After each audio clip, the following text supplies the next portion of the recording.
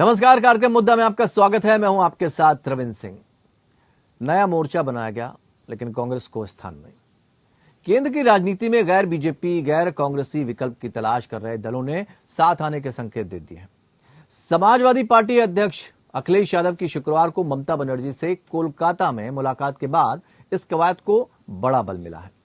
इस बीच तृणमूल कांग्रेस चीफ ममता बनर्जी के घर पर हुई पार्टी नेताओं की बैठक के बाद टीएमसी सांसद सुदीप बनर्जी ने कहा कि कांग्रेस को यह नहीं समझना चाहिए कि वो विपक्ष की बिग बॉस है।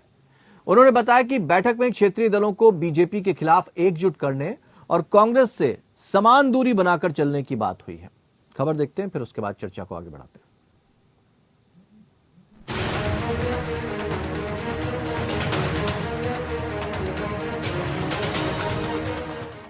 केंद्र की मोदी सरकार के खिलाफ सड़क से लेकर संसद तक हंगामा जारी है।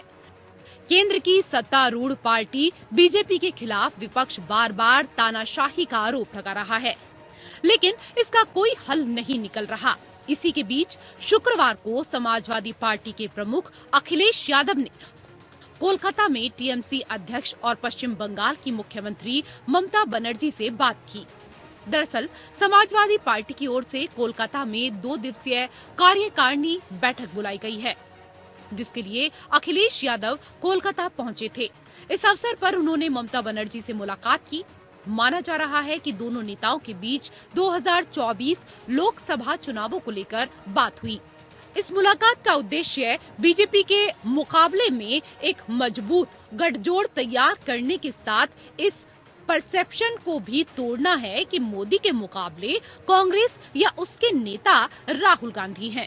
कांग्रेस और राहुल गांधी का मुकाबला बीजेपी ने बड़ी आसानी से किया है, खासकर उत्तर भारत के क्षेत्र में, जहां राजस्थान, मध्य प्रदेश, हिमाचल, उत्तराखंड जैसे कई राज्यों में बीजेपी और कांग्रेस के बीच सीधा मुकाबला रहा है।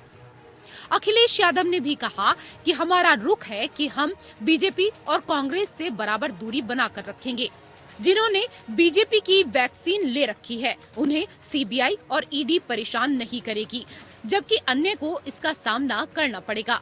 वहीं टीएमसी सांसद सुदीप बनर्जी ने बताया कि राष्ट्रीय और राज्य स्तर पर टीएमसी अपनी पूरी ताकत से खुद आगे बढ़ेगी। इस दौरान उन्होंने आरोप लगाते हुए कहा कि कांग्रेस पता नहीं क्या कर रही है, लेकिन बंगाल में कांग्रेस, बीजेपी और सीपीएम साथ हैं और ममता सरकार को परेशान कर रहे हैं। हम राज्य के विपक्षी दलों से एकजुट होने के लिए बात करेंगे। सीएम ममता बनर्जी नवीन पटनायक से 23 मार्च को मुलाकात करेंगी और हम समान सोच रखने वाले दलों को लेकर आगे बढ़ेंगे। तेलंगाना के सीएम के चंद्रशेखर राव भी इसी मुहिम से जुड़ सकते हैं, जिनके अपने राज्य में बीजेपी और कांग्रेस ही मुख्य प्रतिद्वंदी है। इसके बाद ममता दिल्ली भी जाएंगी। हालांकि वह यह भी बोले कि हम यह नहीं कह रहे हैं कि हम तीसरा मोर्चा बन रहे हैं, लेकिन हम उन सभी विपक्षी दलों से बात करेंगे जो अपने राज्यों में मजबूत हैं।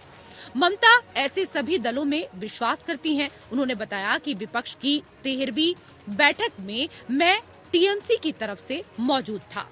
कांग्रेस को यह नहीं लगना चाहिए कि वह विपक्ष की बिग बॉस हैं। सांसद ने बताया कि बीजेपी यह दिखाना चाहती है कि राहुल ही विपक्ष हैं, इसलिए मोदी के लिए जीत हासिल करना आसान है। अब पीएम फेज फिक्स करने की जरूरत नहीं है। लोकसभा चुनाव के बाद सब सामने आ जाएगा। उन्होंने बताया कि एनडीए के 18 में से 15 दल 2019 के बाद बीजेपी का साथ छोड़ चुके हैं। Bureau report. तो अब सबने अपने अपने रास्ते अलग कर लिए। तीसरे मोर्चे का गठन हो रहा है। कांग्रेस कह रही है कि अगर बीजेपी से आपको जीतना है या आपकी लड़ाई, आपकी टक्कर बीजेपी से है, तो कांग्रेस के बिना ये लड़ाई पूरी नहीं है। लेकिन अब तीसरा मोर्चा जिस तरह से खड़ा हो रहा है, आपसी तालमेल बैठाता वो नजर आ रहा है, उसमें कांग्रेस को दरकिनार कर दिया गया। यह आईना दिखाने के लिए कि भाई आप सब कुछ नहीं है, बाकी दलों को भी कुछ मानकर चलिए। और ऐसी स्थिति अक्सर राष्ट्रीय पार्टियों के साथ देखने को मिलती है, जब वो छोटे दलों को का आकलन ठीक तरीके से नहीं कर पाते। शायद यहां भी इस तरह की स्थिति बन रही है और यही वजह है कि जब तीसरा मोर्चा तैयार हो रहा है, उसमें कांग्रेस को इस बार स्थान नहीं दिया गया है। चलिए, हमारे पैनल में खास मेहमान जो मौजूद हैं उनसे आपको रूबरू करवा देते हैं और चर्चा को आगे बढ़ाते हैं। विजय खैरा हमारे साथ भारतीय जनता पार्टी के प्रवक्ता जुड़ रहे हैं। विजय कौशिक कांग्रेस प्रवक्ता हमारे साथ जुड़े हैं। प्रोफेसर भुवन भास्कर जोशी समाजवादी पार्टी के प्रवक्ता हमारे साथ जुड़े हैं।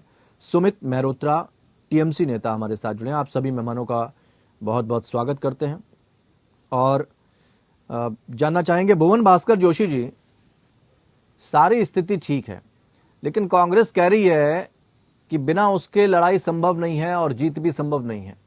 ऐसे में क्या वजह रही जो तीसरा मोर्चा बनाया जा रहा है लेकिन कांग्रेस को दरकिनार कर दिया गया? वजह क्या रही? देखिए रविंदर जी, आज की राजनीति को या इस तरह समझ सकते हैं, देश काल समय परिस्थिति बहुत चीजें परिवर्तित करती है।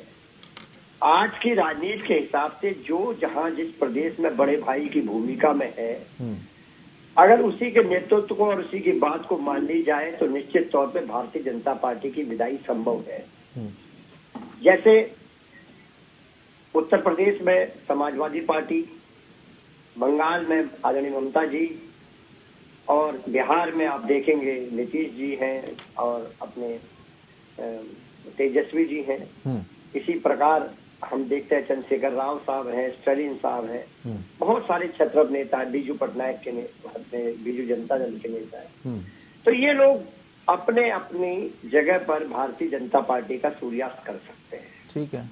और मैं हरदर्मिता पे रहूं और ये रहूं कि कभी हमारे शासनकाल में ये कि हमारी इतनी सरकारें थी, तो आज उस बात से कोई खास फर्क नहीं पड़ता, क्योंकि देश काल समय परिस्थिति जहाँ से मैंने बात प्रारंभ करी थी जी, अब वक्त बदल चुका है। और आप जहाँ पर मजबूत है, मध्य प्रदेश में, राजस्थान में, अन्य प्रदेशों में जहाँ मजबूत है, अब वहाँ लड़िए और वहाँ पर आपकी जिम्मेदारी बनती है भारतीय जनता पार्टी के सूर्यास्त करने की। लेकिन जहाँ पर यानी आपको लगता है कि जो वर्तमान समय में जो राजनीति हो रही है उसमें कांग्रेस की कोई आवश्यकता नहीं है? अगर कांग्रेस आना चाहे तो ठीक है, नहीं तो फिर आप अपना रास्ते चलिए और हम अपने रास्ते चलिए, क्योंकि आप रविंदर जी एक विषय थोड़ा सा वो क्लियर नहीं हो पाया, आपको लग रहा है। मैंने क्या कहा, जैसे राजस्थान है और मध्य प्रदेश है, अन्य राज्य हैं, वहां पर कांग्रेस भारतीय जनता पार्टी से सीधी लड़ाई में है। ठीक है। वहाँ वहाँ पर आपकी जिम्मेदारी बन जाती है, आप कांग्रेस का वहाँ सूर्यास्त करें। ठीक है। लेकिन उत्तर प्रदेश में आज विपक्ष का मतलब या भारतीय जनता पार्टी को हराने की क्षमता केवल माननीय अखिलेश यादव जी और समाजवादी पार्टी। ठीक ठीक। वहाँ पर किसी अन्य दल के लिए कोई स्कोप नहीं है। नहीं तो आने वाले समय में परिस्थितियों के अकॉर्डिंग होगा सारी चीजें, यही तो कहना चाहते हैं ना आप? और जहाँ जहाँ जो मजबूत है वहाँ वो अपनी लड़ाई लड़े। हाँ, यही तो कहना चाहते हैं ना आप? ठीक है। सुमित मेहरोत्रा जी, क्योंकि जब आप कोई काम करते हैं तो दुनिया अपनी अपनी नजर से देखती है, सबका नजरिया अलग होता है इन पहलुओं को लेकर। भुवन भास्कर जोशी जी ने तो बता दिया, आपकी प्रतिक्रिया इस मामले पर क्या है? कांग्रेस को दरकिनार किया जा रहा है या कोई एक अलग तरह की तीसरा मोर्चा जो है रणनीति बना रहा है? कोई तीसरा मोर्चा नहीं है। देखिए, हर क्षेत्र में जैसे हमारे समाजवादी पार्टी के प्रवक्ता साहब कह रहे थे जोशी जी कि जो जहाँ पे मजबूत है वो वहाँ पे दमखम से लड़ेगा भारतीय जनता पार्टी को रोकने के लिए, चाहे उत्तर प्रदेश हो, चाहे पश्चिम बंगाल हो, चाहे बिहार हो, चाहे छत्तीसगढ़ हो, राजस्थान हो, कहीं पे जो भी दल है। पर अभी हम लोग एक करने के लिए जो बातें चल रही हैं कि माननीय मोदी जी चाह रहे हैं कि प्रधानमंत्री ये लोग अलग होकर लड़े, जितना अलग होकर लड़ेंगे, इनमें लड़ाइयां पैदा करा दो, कभी किसी को सीबीआई पहुंचवा दो, किसी का ईडी पहुंचवा दो, तो इसका जितना डिस्ट्रीब्यूट होगा उतना ही फायदा होगा। अगर सब लोग मिलकर के एक होकर के लड़ेंगे तो निश्चित तौर पर भारतीय जनता पार्टी को 24 में सरकार बनाना मुश्किल पड़ेगा। नहीं तो उस लड़ाई में कांग्रेस को साथ लेकर क्यों नहीं चलना चाह रहे हैं? देखिए, कांग्रेस अभी ऐसा तो नहीं ऐसा तो नहीं पश्चिम बंगाल में जिस तरह से एक सीट जो है उपचुनाव में गंवा दी, उस पर जो कांग्रेस पे इल्जाम लगाया उसके बाद आपने अपना रास्ता अलग कर लिया, वो नाराजगी तो नहीं है? नहीं भाई, ऐसा नहीं है, ऐसा कुछ नहीं है कि उसमें चुनाव में आपने एक सीट जीत ली, अभी भी हम वहाँ पे बढ़त में है, ऐसा नहीं है। हम तो खुद कह रहे हैं कि कांग्रेस आए ना, निकल कर काम करे ना, क्यों नहीं रोकने में सक्षम है भारतीय जनता पार्टी को? आप मुझे बताइए 3 राज्यों में चुनाव हुए, कहाँ रोका है इन्होंने कांग्रेस ने? कांग्रेस अपने आप को बड़ा भी मान रही है, हम राष्ट्रीय पार्टी है, हम रोक भी देंगे, कहाँ रोका आपने, मुझे बताइए। और जब आप छोटे क्षेत्रीय दलों की भूमिका आप समझते नहीं है तो हम लोग को अलग होकर के काम करना पड़ेगा ना, सबको एक साथ में। भाई नहीं चाह रहे सब लोग राहुल गांधी के नाम पे एक होना, माननीय ममता जी के नाम पे एक होना चाह रहे हैं, क्या बुरी बात है इसमें? ठीक है, यानी आपने एक चेहरा भी साफ कर दिया यहाँ पर ममता जी का नाम लेके, ये तो फिर नहीं, बिल्कुल मैं तो शुरुआत से कह रहा हूँ। देखिए, सबसे सीनियर लीडर है हमारे सारे, इसमें आप देखें, और तीसरी बार की सीएम है, अनुभवी कल को अगर CM है। नीतीश कुमार आज कहेंगे कोई कि भाई बात नहीं है, बेदाग नीतीश है। कुमार कहेंगे कि हमारी अगुवाई में चलिए, तब क्या करेंगे आप? कौन? नीतीश कुमार जी ये बोले कि हमारी अगुवाई में चलेंगे, हम भी एक चेहरा है, तब क्या किया जाएगा? ऐसा कुछ तब नहीं तो है। गणित बिगड़ जाएगा आपका। एक करने की बात है, जो सारे दल मिलकर के तय करेंगे वही काम होगा। ऐसा कुछ नहीं है कि अलग एक ममता जी के नहीं, ऐसा कुछ नहीं, सारे दल मिलकर के काम होगा। विजय कौशिक जी, आज ये स्थिति हो गई है कांग्रेस की, सभी दल ये कह रहे हैं इतना घमंड किस बात का? आप बैसाखियों पर जी रहे हैं, उसके बाद आप छोटे दलों को कुछ मानते ही नहीं है, तो बिग बॉस की भूमिका में तो आप तब आएंगे ना जब आपके पास कुछ होगा। रविंदर जी, क्या जानना चाहते हैं आप? हम तो ये जानना चाहते हैं कि देखिए तीसरा मोर्चा बन रहा है और आपको कोई जगह नहीं दी गई, आपकी हालत ये हो गई, अब तो कोई जगह देने के लिए आपको तैयार नहीं है। कांग्रेस के बगैर किसी तीसरे मोर्चे की हैसियत क्या है, ये आपको पता चल जाएगा। और बाकी मोर्चे की वजह से कांग्रेस की हैसियत क्या है, ये बताइए। पहले भी, हाँ, कांग्रेस की बहुत बड़ी हैसियत है, वो भी अभी समझा देता हूँ आपको। हाँ, सबसे बड़ी बात यह है कि पहले भी बहुत तीसरे मोर्चे, चौथे मोर्चे और जाने क्या क्या बना है, हाँ अब फिर गए। अल्टीमेटली कांग्रेस ने ही आकर इस देश को संभाला है। जी। और कांग्रेस का यही घमंड तो ले डूबा, सब लोग यही कह रहे हैं। इसमें घमंड नहीं है ना, काय बात में घमंड है? आप बताइए मुझे, क्या घमंड है? अगर आप ये कह रहे हैं, बजाय ये कहने कि भाई उनका अपना हक है, वो जहां मजबूत है कर सकते हैं, लेकिन अगर आप किसी को किसी की हैसियत याद दिलाने की कोशिश करेंगे तो इससे अहम कहीं ना कहीं झलकता है ना। रविंदर जी, हमने किसी को किसी की हैसियत नहीं बताई। अभी आपने बोला ना, आपने बोला कि अभी तो आपने बोला। नहीं, मैंने ये कहा तीसरे मोर्चे की। हाँ, तो तीसरे मोर्चे में आ गए ना बाकी लोग। नहीं, क्यों? उसका कारण है ना, वो किसी के ऊपर तो निजी कमेंट नहीं है भाई। आप 10 लोग इकट्ठे हुए और एक जो सबसे बड़ा क्रांतिकारी है, जमीनी लेवल पर संघर्ष करने वाला दल है, जिसकी पूरे देश भर में एक स्वीकार्यता है, जिसका आज भी पूरे देश भर में वोट बैंक है, और जबकि जितने भी लोग आपस में जुड़े हैं खुद मानते हैं कि ये एक एक क्षेत्र तक सीमित है। नहीं, अपने मुंह मियां मिट्टू तो हर कोई बन लेगा। गुजरात में आप अपनी हालत देख लीजिए, दिल्ली में आप वापसी कर नहीं पा रहे हैं, एमसीडी में आम आदमी पार्टी ले रही है, और जो अभी 3 राज्यों के चुनाव हुए वहां आप देख लीजिए कहां पर आप स्टैंड करते हैं। महाराष्ट्र से भी आपके हाथ से छिन गई। नहीं, आप क्या चाहते हैं? कांग्रेस भिखारी की तरह कटोरा लेकर घूमने लगे क्या? नहीं तो जो यही हिस्सा है क्या? नहीं, क्या चाहते हैं? मतलब कांग्रेस जो है भाजपा के हिसाब से चले या क्षेत्रीय दलों के हिसाब से चले? नहीं, कांग्रेस तो अपने हिसाब से नहीं चल पा रही। जो कांग्रेस गांधीवादी विचारधारा की थी वो तो जनेऊ डाल के घूमने लगी। क्या है रविंदर जी, मुझे वो तो मंदिर मस्जिद जाने लगी। अचानक से क्या हो गया? या तो आप क्वेश्चन करो, मैं जवाब दूं। मैं तो पूछ रहा हूँ ना, आप तो उसका जवाब ही नहीं दे रहे। तो मैं आपसे बहस करने के लिए तैयार हूँ। मैं तो पूछ रहा हूँ आपसे। संविधान क्या है? मैं तो ये कह रहा हूँ, विचारधारा क्या है? आप अगर आपकी विचारधारा होती तो आपके अपने नेता आपसे छिटक कर जाते क्या? मैं चाहे गलत कह रहा हूँ, सही कह रहा हूँ, आपका काम है कि आपने एक सवाल किया, मैं उसका जवाब दे दूं। आपको वो अहंकार लगे, अहंकार से ही, आपको वो कुछ भी लगे, उसका मैं कोई जिम्मेवार थोड़ी ना हूँ। नहीं, मुझे नहीं लग रहा। मैं तो सिर्फ पूछ रहा हूँ आपसे कि जब हैसियत शब्द आ जाता है, हैसियत शब्द आ जाता है तो इसके मायने क्या, यही बता दीजिए जरा मुझे। रविंदर जी, देखिए, लोकतंत्र में सभी को हक है, क्षेत्रीय दलों को भी हक है, वो तीसरा मोर्चा बनाए, चौथा बनाए, 5वां बनाए, हमें उससे कोई लेना देना नहीं है। हमारी पार्टी की अपनी एक आइडियोलॉजी है, हमारी पार्टी का अपना एक सिद्धांत है, हमारी पार्टी की अपनी एक सोच है। अब आप ये कहते हैं कि जी गठबंधन, भाई हम नहीं करना चाहते गठबंधन इनकी शर्तों पर, क्यों करें? अब मैं आपको बता देता हूँ कि हमें कितने कितने नुकसान है इस गठबंधन से। मान लीजिए हमने किसी प्रदेश में किसी दल से गठबंधन किया, तो वो हमसे उन प्रदेशों में भी टिकट की रिक्वायरमेंट रखता है जिन प्रदेशों में उसका कुछ है ही नहीं। वो कहेगा जी राजस्थान। तो यही बात तो वो लोग भी कह रहे हैं। खैर, ये बात वो लोग भी कह रहे हैं कि जहां कांग्रेस सही नहीं वजूद में, वहां बिग बॉस बनने की कोशिश काहे के लिए कर रही है? वहां हमारा जो अपना वजूद है वो हम तलाश हैं। विजय खैरा जी, कांग्रेस मुक्त भारत आप लोग नारा लेकर चले थे और आज कांग्रेस का साथ देने के लिए कोई तैयार नहीं है। आपका रास्ता तो साफ हो रहा है धीरे धीरे, लेकिन एक परेशानी भी है कि तीसरा मोर्चा जो बन रहा है वो शायद ज्यादा ताकतवर हो जाए, क्योंकि वो क्षेत्रीय दलों को मिलाकर बन रहा है और क्षेत्रीय दल ज्यादा मजबूत माने जाते हैं। देखिए, एक बात तो निश्चित है ये, बिना कांग्रेस के विपक्ष जीरो है। ये मैं अपनी खुद की गणित से बोल रहा हूँ आपसे।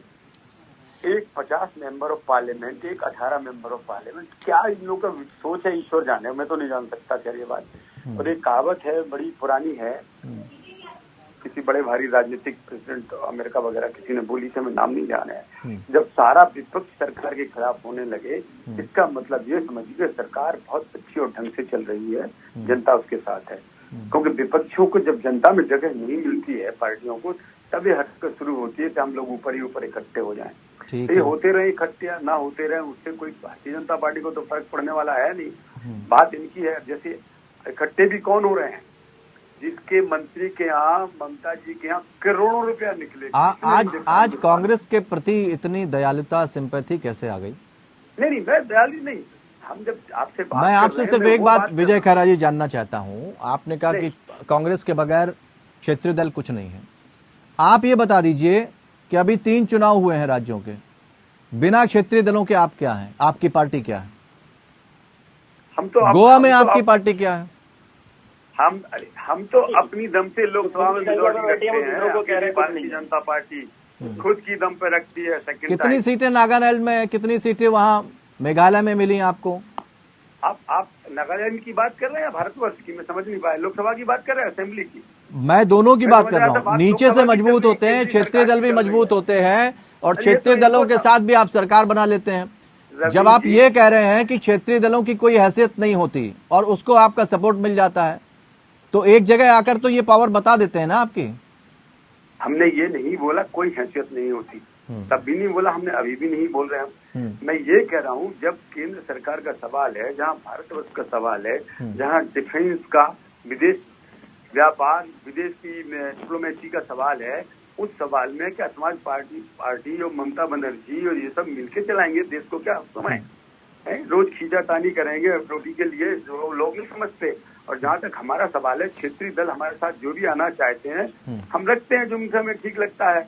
लेकिन इसके बावजूद भी हम अपनी दम पे बिना किसी दल का एक सांसद के मेजॉरिटी रखते हैं। ठीक है भुवन जी, आप भुवन जी, विजय खैरा जी ये कहना चाह रहे हैं कि ठीक है आप लोकल स्तर पर मजबूत हो सकते हैं, विधानसभा चुनाव में आपका अपना वजूद हो सकता है, लेकिन राष्ट्रीय स्तर पर जब आप लड़ाई लड़ने जाते तो बिना कांग्रेस के आप कुछ नहीं है, निल हैं आप। लेकिन साहब एक बात अभी जो पूरी नहीं हो सकती, आपने हमसे कहा था विपक्षी एकता के बारे में, जिसमें ये गलतफहमी हो गई कि मैं कांग्रेस पे, मैं ये कह रहा हूँ कि एक पार्टी जिसका हिंदुस्तान भर में चाहे 1% वजूद हो, चाहे आधा प्रतिशत वजूद हो, है तो क्या छापा का तीसरा चौथा स्टेट दिखा सकते हैं आप? ठीक है, क्या ममता जी का दिखा सकते हैं? ठीक है, जवाब ले लेते हैं भुवन जी। उसको भी भुवन जी ठीक है, जवाब ले लेते हैं। इसलिए मैंने कहा है। रविंदर जी, आपने प्रश्न भी मुझसे पूछा और जवाब भी आपने स्वयं दे दिया है। आपने अभी हमारे भारतीय जनता पार्टी के प्रवक्ता साथी से पूछा ईस्ट में आपकी क्या स्थिति है, गोवा में आपकी क्या स्थिति है। वो अलग विषय है कि मेघालय में पूरे चुनाव में ये लोग जिसे बेईमान कहते हैं और कहते हैं कि सबसे ज्यादा भ्रष्ट सरकार है, और सरकार बनाने के लिए एकदम हाथ मिला लेते हैं, क्योंकि इनके पास, मैं बार बार कहता रविंदर जी, भारतीय जनता पार्टी के पास गंगा जल और एक ऐसी वॉशिंग मशीन इनके हाथ लग गई है, जो इनके साथ आता है पवित्र हो जाता है। हालांकि राजनीति के नए भस्मासुर अगर कोई है इस देश में तो केवल भारतीय जनता पार्टी है। मैं आपको उदाहरण सहित बताना चाहता हूँ। नहीं, लेकिन वो ये बात कह रहे हैं कि बिना कांग्रेस के आप नहीं है कुछ। देखिए, मैंने उसका वो कांग्रेस क्योंकि वो कह रहे हैं हम विधानसभा चुनाव में भले ही आप लोग मजबूत हों, लेकिन जब आप लोकसभा के चुनाव लड़ने जा रहे हैं तो बिना कांग्रेस के आप क्या हैं, बता दीजिए।